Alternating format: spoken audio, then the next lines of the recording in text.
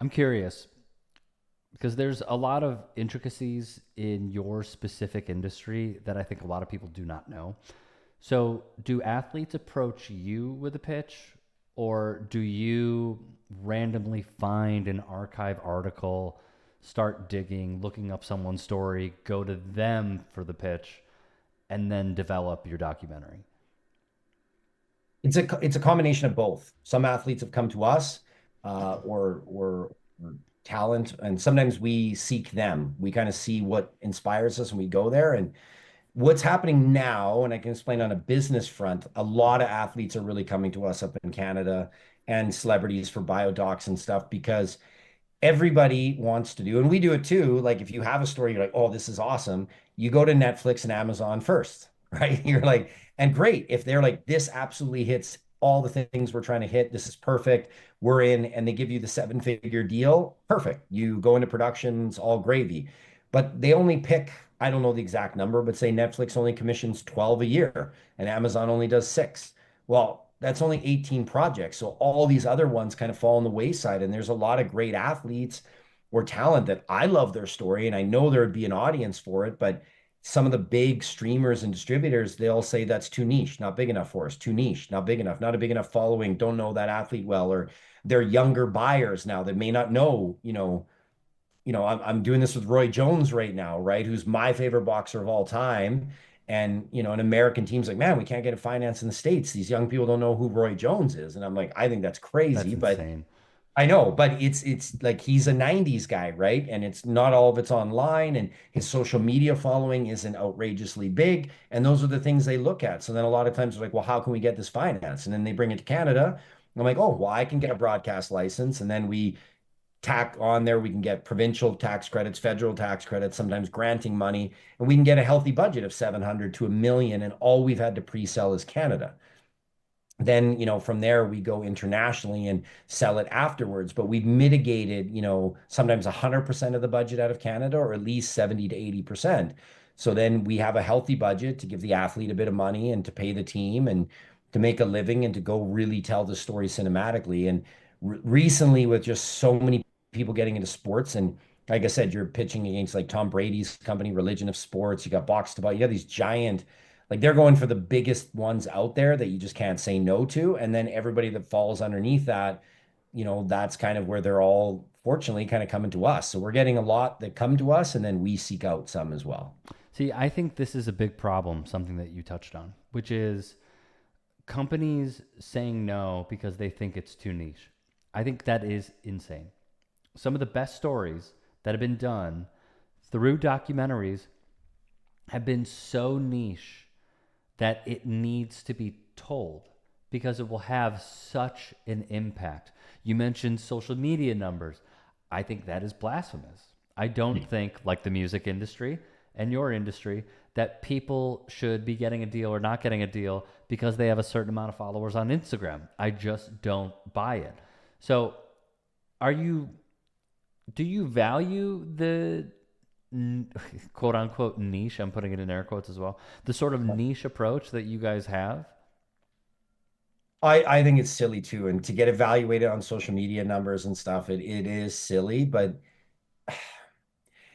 and Rick, you're a great person to talk to about this because you'd get it. Like you got to remember who we're pitching to, and I hope I don't get barred from them forever. Is like there's that expression that those that can't teach and become distributors, right? Like they can't create, so then they become the suit side, and they don't really know. And again, I get it. They're beholden to their boss. They're given a budget, and they have to try to find these diamonds in the rough. So if you're a betting person, you're going to go on the betting line. You're going to be like, hey.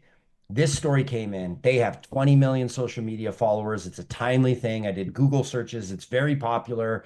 We should do this story. I can justify, I don't know what the distributors' budgets are, but say they're given 2 million bucks, right? They can put that all into one project, or they can do two or three that they can put a couple hundred grand in or whoever. I don't know exactly. It's always hard to kind of figure that out because they don't share that information. But if you were trying to get promoted and those are the metrics they judged you on, well, it's going to put you into that where you're like, okay, I got four projects. This story's amazing. could be Oscar worthy, but it's super niche and nobody really knows the characters. I mentioned it to everybody in the office and nobody knows who they are. And even with news articles and stuff, like they hadn't heard about it. That's a big risk, right? Where you're like, hey, we got the LeBron James tells all story. Like that's a bit of a, but something that is very timely, big audience. You can justify that to your bosses and they'll be like, yeah, that looks good. Yep, let's do that one, right? That one really fits. And I think it's going to be a big win and go on and do that. So it sucks. The good thing is for me, it's allowing like lots of people are coming to me because they're like, well, we went to Netflix, we couldn't get it financed. I was like, I could have told you Netflix isn't going to buy it. But like, sure. And then it's funny because certain projects where they're like, you don't know what you're talking about. You live in Canada.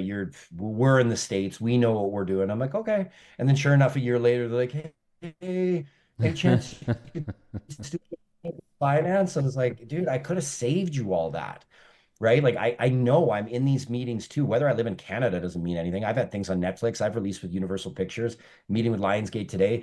They don't care where it's coming from if it's good, right? And they can make money.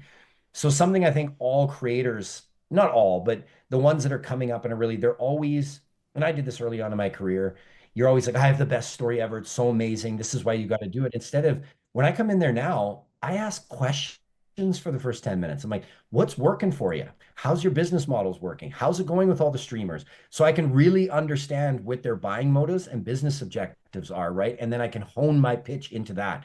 So often we're coming in just wanting to pitch. I got the greatest idea. It's like this, and this is why you should do it. And then you're like say for me, I come with a hockey project, and the distributor's like, we don't do hockey and we don't do sports. So I just wasted all that passion. You got to really know what they want.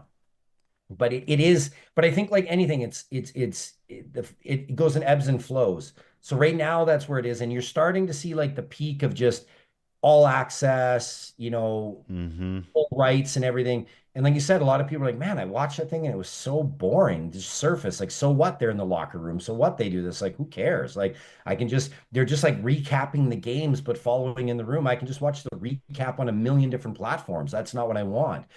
So I think you're now starting to see people are like, ooh, we're looking for that one that's a bit more personal that could actually like win awards, be diamond, and really connect with audiences.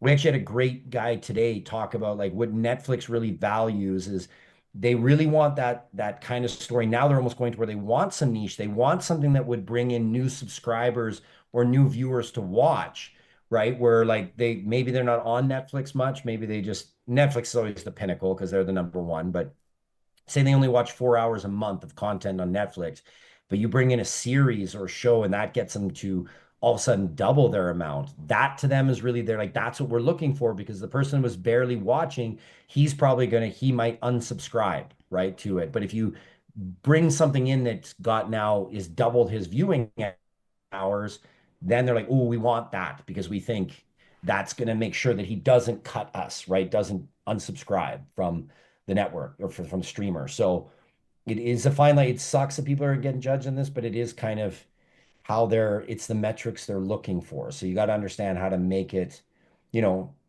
what my team does and why I put Creative Hustler in my email is that just gear your pitch to make sure that it fits a bit more of their business motives and buying objectives. And then that way they'll take a bit more serious look at